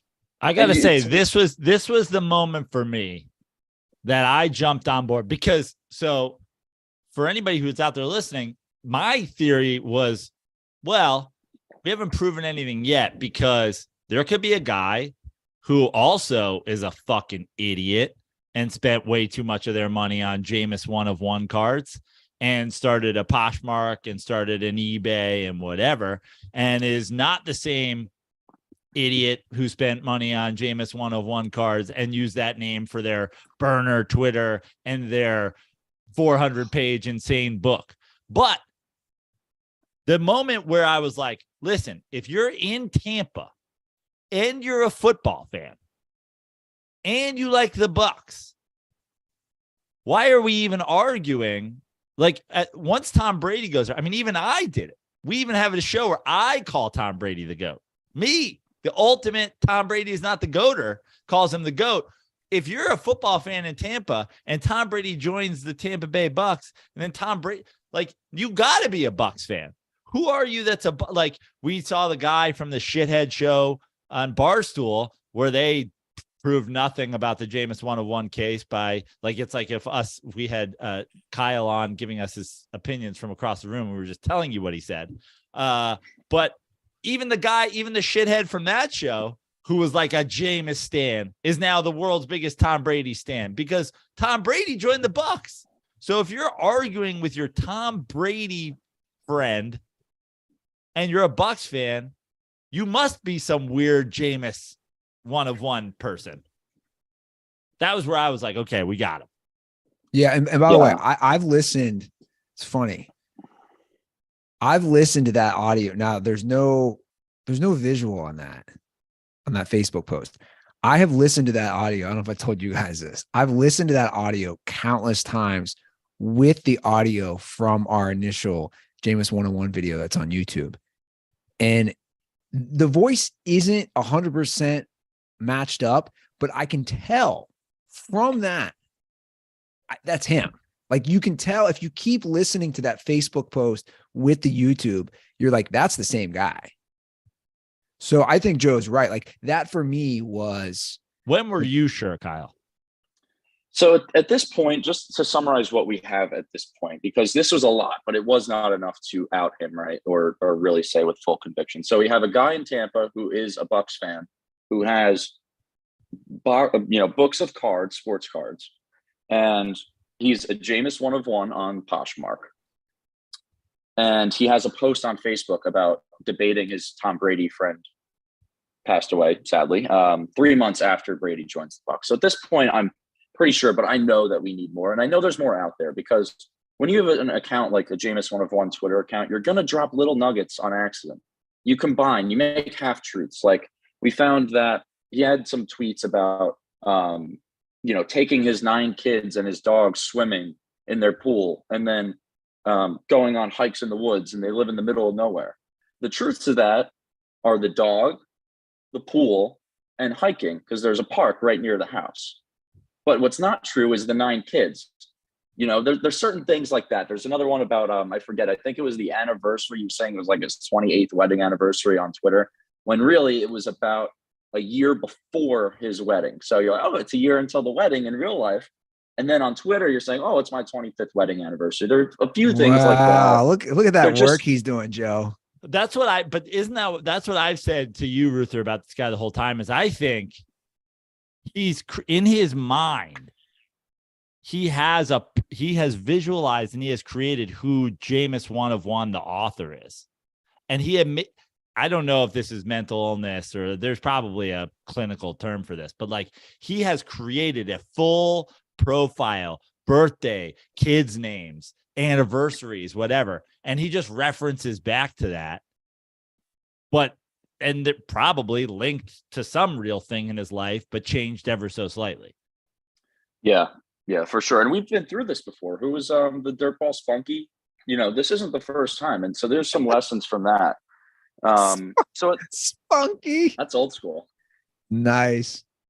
Yeah. So but that is a good point. It's like anything, right? It's like anything we see that we like, TV shows or movies. Well, I mean, Joe, we know this, from writing on our own. It's like there's always nuggets of truth to, like, let's say a stand-up comedy bit or a joke or a sketch, whatever it is. Like, a lot of times it comes from something. Yeah. You just concoct it. And I see, I didn't know that until you told me that now, that these things were lining up. Some of them true, and then a lot of them false. So At what point did you not feel confident until, like, either of you, did you guys not feel confident until I mailed the address that you gave me, Kyle? Kyle, was there, there's more. Was there still linking to eBay? Yeah. So there's more. So that's what I'm going to get to here, Andy, before we go into that. So The next thing, and in the Mean Girls chat with a bunch of dirt balls, I was sending stuff out. They were giving me feedback. And at this point, I was just sitting around. I was like, I feel like there was something about an eBay. So I put in the chat, I was like, what was the thing about Jameis 1 of 1 eBay? And Dirtball Charlie Ryan, shout out, he actually found it. So there's an eBay account called Maple Leaf Consignment, I believe, that is Jameis 1 of 1 on Twitter. It is his eBay. He has confirmed it. He has a bunch of Jameis 1 of 1 cards listed for like $100,000 on there. And he says on Twitter that he uses it as a museum. It's so fucking funny.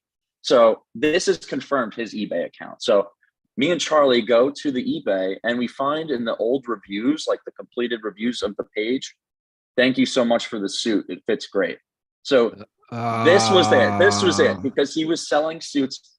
So I connected from the Poshmark to the house, to Ethan, to eBay, to Jameis 1 of 1 Twitter. So we completed it at this point, and now we're 100% sure. Then you sent him the thing. We had the email from the dirtball who knew him but wanted to remain anonymous, which was so funny because any dirtball would just DM you. Like, you're very accessible almost to a fault.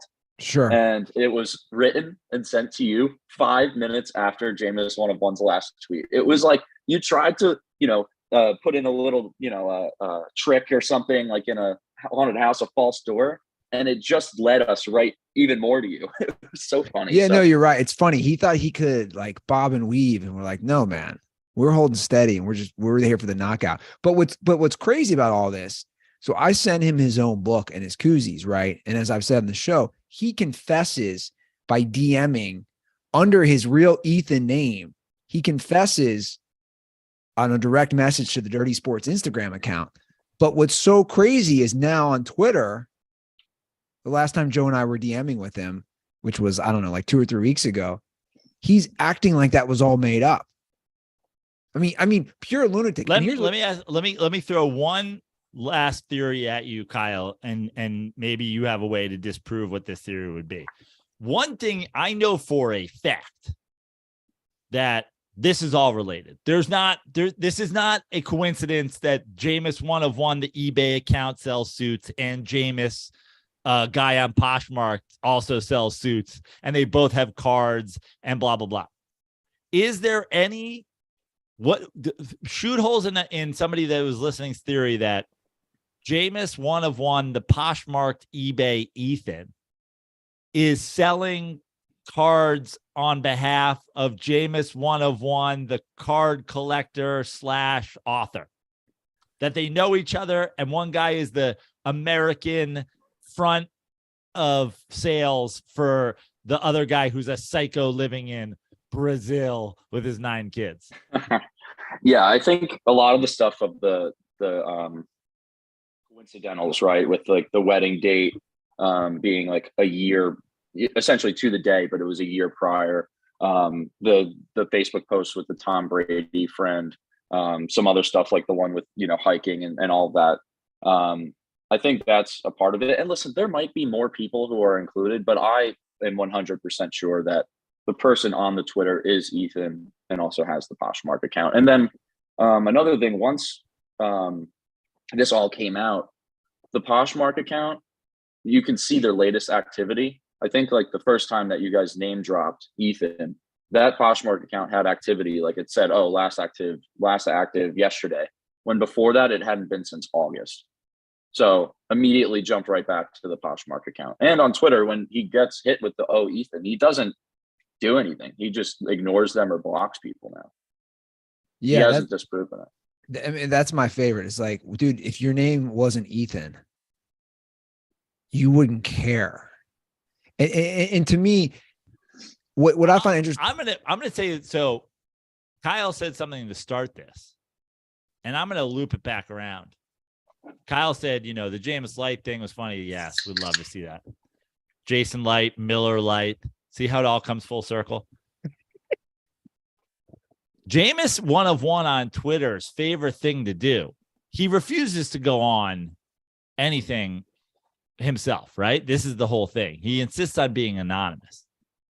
But then he has, so when you have him cornered, his move is always have me on and have Ethan on, which is why I think for the whole time, for the eternity of the Jameis 1-of-1 saga, I think that there's people who make phone calls in the podcasts on the Jameis 1-of-1 behalf, and then there's Jameis 1-of-1. I almost think that the person that you can hear on Barstool or whatever is not the person who's doing the typing of the thing. And that is why I have never given up on the idea that the voice still sounds a lot like Jason Light. Maybe Jason Light was involved at one point, but I know one thing: the fact that he tries to always trap you. You get Ethan on, and then I'll be on at the same time. There are people working in cahoots here.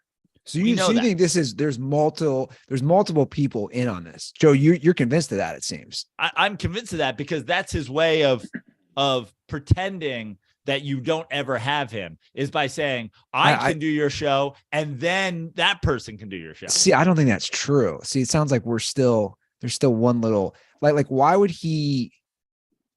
Yeah, but if somebody found Joe, who's doing this? Who's doing this with him? But that's why no one ever shows their face, right? So if somebody found me, I could say, well, that's not me. I'll call into your show, and then you just call in for me while I stand in the background, like waving my hands. And then some guy on Barstool's like, oh, we can see him on the practice field fucking waving his hands or whatever. Like, this is what he does when you get him. By the way, he tries to convince you, have somebody else on. It's just going to be somebody else calling. He's tweeted. So he only joined Twitter in 2017. He's already tweeted 76,500 times. And I'm looking at his Twitter now.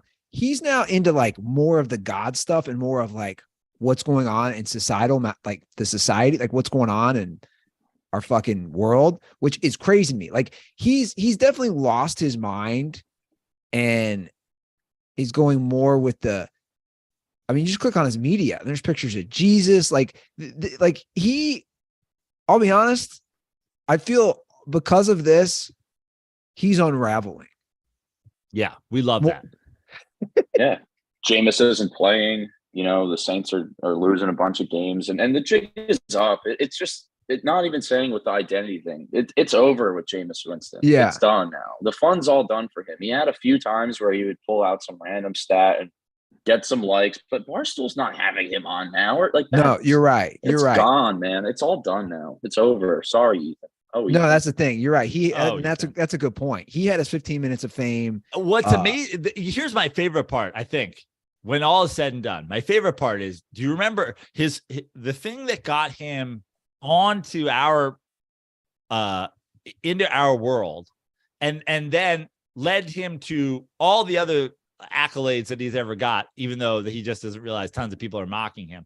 But all the other shows that he's done after is he loved to do on pace for a Hall of Famer by age, because Jameis Winston came into the league young, got to start immediately, put up a bunch of yards. First of all, Jameis has missed the better part of the last 2 seasons, not to mention backed up Drew Brees. Okay, so pace-wise, he's way off that pace. He's not on Hall of Fame pace anymore. But what's the most glorious thing is Jameis 1-of-1 comes into our world with the claim that Jameis Winston will one day be wearing a gold jacket from the Hall of Fame. And all that he has achieved has actually earned Kyle a gold jacket in the Dirty Sports Hall of Fame, and Jameis 1-of-1 riding the bench behind Andy Dalton. What a gold jacket was indeed given out because of the Jameis 1-of-1 saga, but it was not to Jameis Winston. It was to the most recent. Welcome, Kyle. You're officially a Dirtball Hall of Famer. You're like Jameis Winston and yards per game. Kyle has averaged the most calls to the Dirty Sports podcast on Thursday shows that were aired in temperatures over 40 degrees. Oh, yeah, how's it feel, man? How's it feel? You've been loyal. I know you even have. Correct me if I'm wrong. Don't you have a part of the old smut couch? I might have finally thrown that out. Okay, it's all right. I did some renovating, and I think I came across it and was like, "Why did I ever do this? Yeah, what have I done?" Yeah. And I think I threw it out. I used to have it pinned behind my bed. It was like a lady came over and it was slapped on with thumbtacks. I couldn't even get like a little frame for it. I just smacked it up. It was there until I was probably like 23 years old. That's amazing. It's very much in honor of Andy Ruther, who I mean, until I came into his life, I didn't even think he knew things could be framed. He just had collages of fucking college photos, like thumbtacked to the wall. I was like, you should frame all this stuff. Yeah. Get one frame and of as an like Italian, old Cincinnati in black and white. Yeah. No, Joe knows how to do stuff for sure. Well, Kyle, I mean, this is great work. You're a Hall of Famer now. Your name, I was about to say you're up in Canton forever. I don't know where the Dirty Sports Hall of Fame is. Is it 1720 Pacific Avenue? I think it has to be. I think it's in Ball State, Indiana. Yeah, over there. I mean, phenomenal work. And this was a long process. If you think about it, Joe, the video debuted in October 2019. Right. So literally 3 years in the making. Whereas Kyle, again, his steady Hall of Fame career just keeps going up. And conversely, Jameis Winston's potential Hall of Fame career just continues to go down. Now, let me just ask you one thing, Kyle. Like, we've talked a lot about Jameis Winston's mental illness, but what makes you, as an adult human at this point, who's heard the Jameis 1-1 saga go on, like, there's a lot of dirt balls out there. What made you go like, the cold case was reignited. You could have just left it there. What made you be like, no, I'm diving in. I'm going, I want this. I want answers. Because you spent a lot of time and hours on it. I enjoy the process. You got to trust that process. And it's fun. Like, I've always used that website. I'm a curious guy with that stuff. Like, if I, golf with somebody and, I learn their name and like, I'll look them up on Facebook. I'll look at, oh, that's a nice house he's got, So when I saw the name, I was like, oh, let me just take this first step. And then I think it was when I found the Facebook account and saw that Tom Brady, the TB12 and the debating post. That was when I was really like, okay, I'm almost there. It's like, it was very close. Just needed the smoking gun, which we got with the eBay link. So, I'm just a sick fuck from New Jersey at the end of the day. That's really all it comes down to. I get it though. Like, at the end of the day, it's kind of fun. I mean, I don't think people realize it is true. I know what Kyle's saying. Like, you can find out anything about it. Like, you texted me joking, like, oh, you're living in a cul-de-sac. So we live in like where I live. Yeah. And it's like you can, there's stuff you can find. And what's amazing to me through all this is, again, how he's still acting like Jameis 1-1 is acting like it's 1995. And it's tough to find something. It's like, no, dude, you should know about the internet because that's what you use it to sell suits. Like, that same thing you're using to sell suits, we're finding who you are. Is there any part of you that wants to fly down to Tampa and knock on his door? No, I don't care. It's just not worth the time. He's just a goofball. And like we said, it's over. It's over, yeah. Ethan. It's done. You're not worth any more time. Like, I could try to, look into and see if there's any connection to Jason Light and get really creative with it. But it's you, man. It's done. Ethan. Oh, sure. Ethan. Quits, brother. It's done. Yeah. Well, Kyle, again, we appreciate all the support over all these years, all the hard work on this. Welcome to the Dirty Sports Hall of Fame. I believe he is joined, Joe, correct me if I'm wrong, by Stanga. Correct. Maniacal Mitch. Yep. And CT. I think that's it. Yeah. We need Jay Lloyd in there. Some people would say we have a white male problem, Dirtball Hall of Fame so white is the hashtag that's been trending. But listen, we were open to, we go on accolades alone. Yeah. I'll tell you what, Kyle just said Jay Lloyd should be in there. I'm gonna say something right now because I was hesitant to even. Well, you know what? It's probably better for the Mean Girls chat. I was gonna say I do have like a mini gauntlet to throw down for Jay Lloyd that I could see if he could take a big step. It could be like his Super Bowl win. It could be like the difference between being Eli Manning and Phillip Rivers. But I'll save that. I'll send it in the Mean Girls chat. And listen, I'm going to go after this, but I was on definitely like in the conversation before this whole thing. I'm an established guy. So this, this was the final Super Bowl. This was Eli Super Bowl 46. Yeah.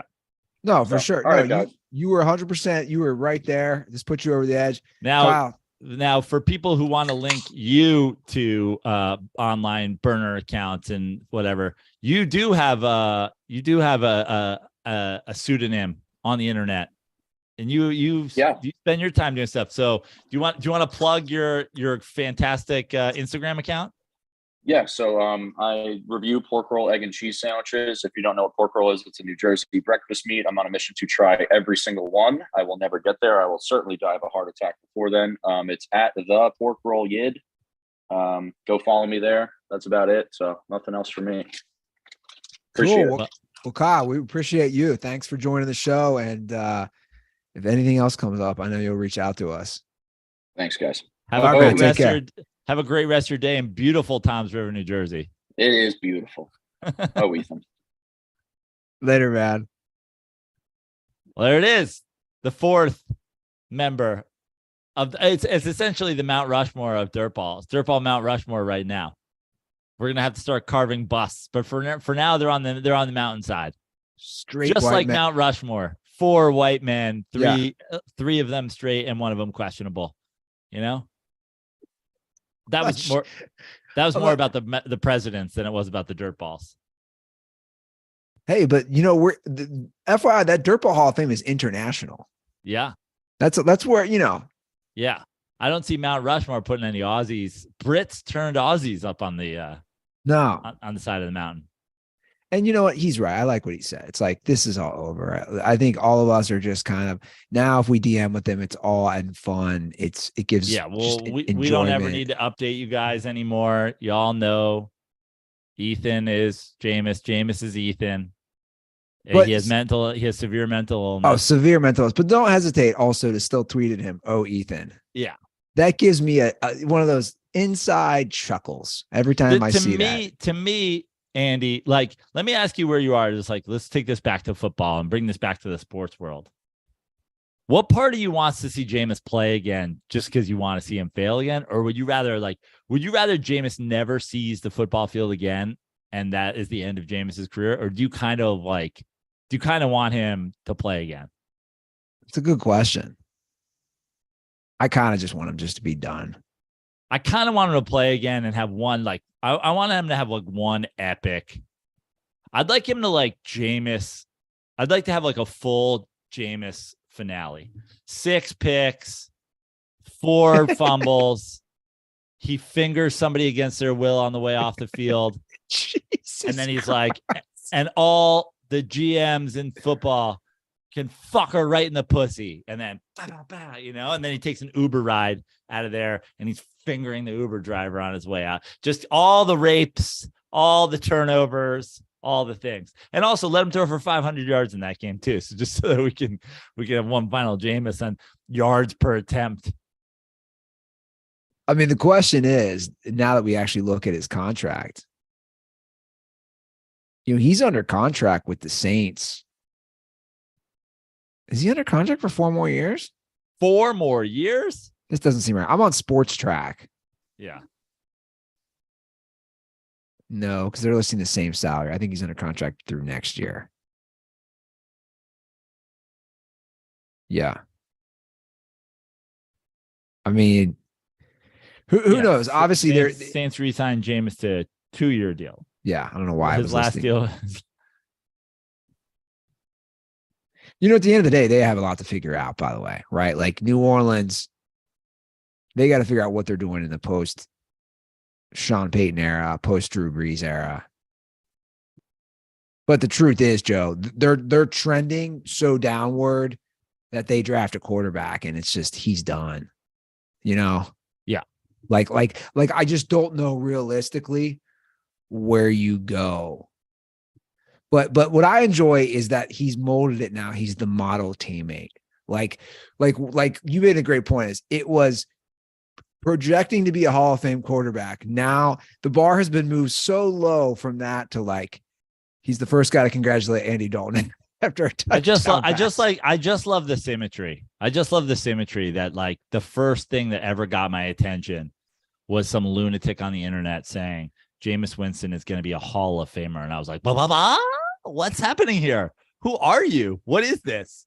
How can somebody be so insane? And I was like, a book. What the fuck? And then we're off and running. And now the saga has ended. Jameis Winston is on the verge of being out of football. And Kyle Aronofsky inducted in his yellow jacket into the Hall of Fame. It's come full circle, man. It really has. And I do love how he also calls himself an Amazon best-selling author. Yeah. Bro, half those books sold were me buying books as a gag for people. Yeah, exactly. Like, I'm actually I'm your number one fan right here. But I also love anytime anybody does like the online, the streaming, the fucking thing where it's like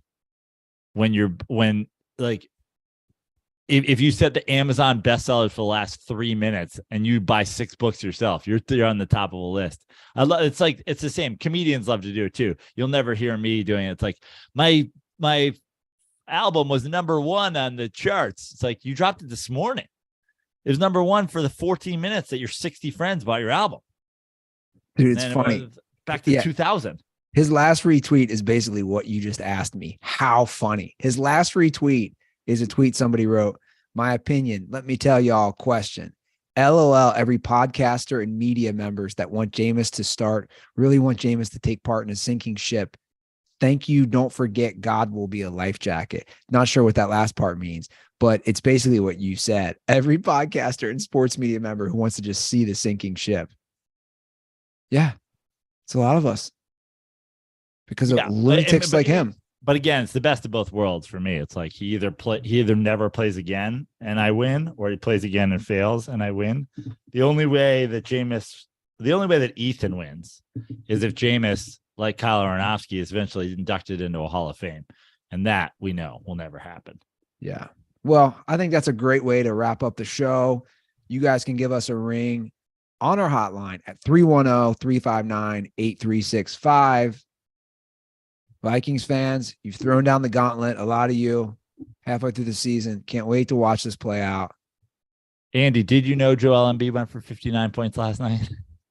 I had no clue. He did. That's awesome. Like 59, 10 and 8 and 7 blocks. And I had no clue. No. How did I not have a clue on that? I'm falling, man. Dude, NFL is like a drug for me. Obviously. I mean, it's you've stopped watching college football entirely. No, I have it on the background when I paint. Somebody was trying to tell me the college game was better the other day. I almost that college football is a better product. It's just better. Somebody in your real life, like, yeah, was it the same guy who loves Zach Taylor? Yep, that's insane. So this person is that Jameis one of one. I think I was talking to him. Yeah. I was like, what are we talking about here, man? Like it's just like, come on, let's just stop this right now.